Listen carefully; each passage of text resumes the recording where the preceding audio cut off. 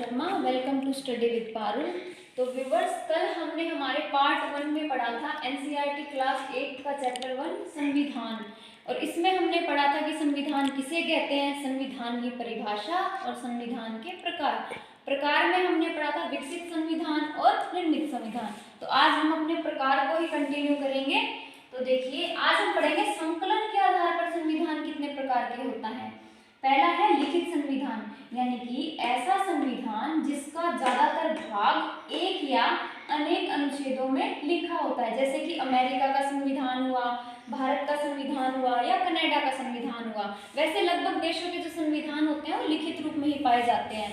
और इस संविधान की विशेषता है कि जो लिखित संविधान होता है इसके अंदर जो है वो परिवर्तन करना यानी कि संशोधन करना कठिन होता है, यानी कि इनमें परिवर्तन करने की जो प्रक्रिया होती है वो आसान नहीं होती। एक विशेष प्रकार की प्रक्रिया का प्रयोग करके हम इसमें परिवर्तन कर सकते हैं। फिर है हमारा अलिखित संविधान, यानी कि ऐसा संविधान जो अंततः लिखित होता है।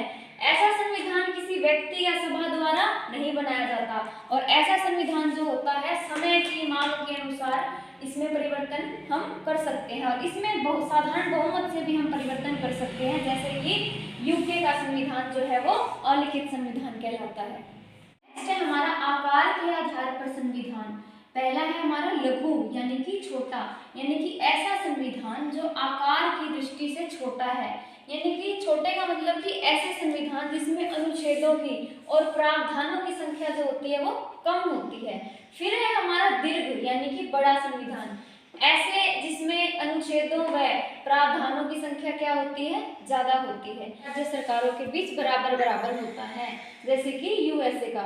फिर है हमारा एकात्मक। एकात्मक का मतलब होता है कि जिसमें जो शक्तियों का बंटवारा होता है, यानी कि जो ज्यादा पावर्स होती है वो हमारी केंद्र सरकार के पास होती है।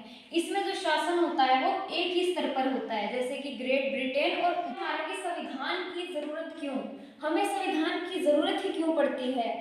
पहला है हमारा कि जो संविधान होता है वो हमारे समाज का एक मूल रूप तय करता है, यानी कि वो ये बताता है कि हमारे समाज का जो मूल रूप है वो कैसा होगा।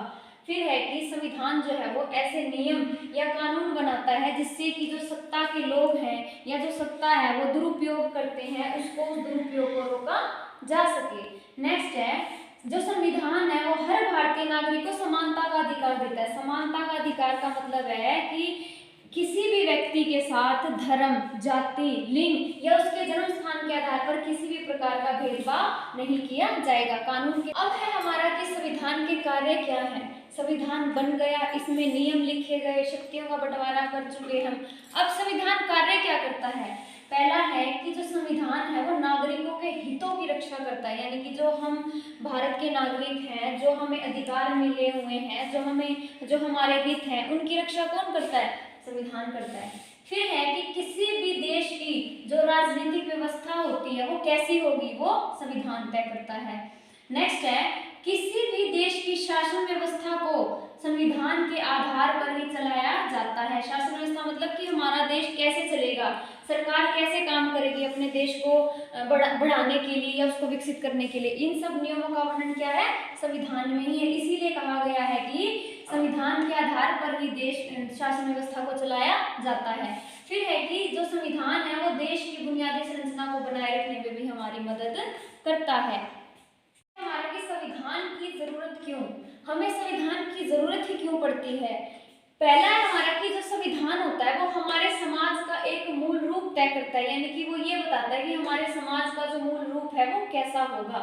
फिर है कि संविधान जो है वो ऐसे नियम या कानून बनाता है जिससे कि जो सत्ता के लोग हैं या जो सत्ता है वो दुरुपयोग करते हैं, उसको उस दुरुपयोग को रोका जा सके। नेक्स्ट है, जो संविधान है वो हर भारतीय नागरिक को समानता का अधिकार देता है। समानता का अधिकार का मतलब है कि किसी भी व्यक्ति के साथ धर्म, जाति, लिंग या उसके जन्म स्थान के आधार पर किसी भी प्रकार का भेदभाव नहीं किया जाएगा, कानून के सामने सभी बराबर है। ये सब हमें किससे पता चलता है, ये सब कहाँ लिखा हुआ है, कहाँ वर्णित है, ये सब हमारे संविधान में ही वर्णित है।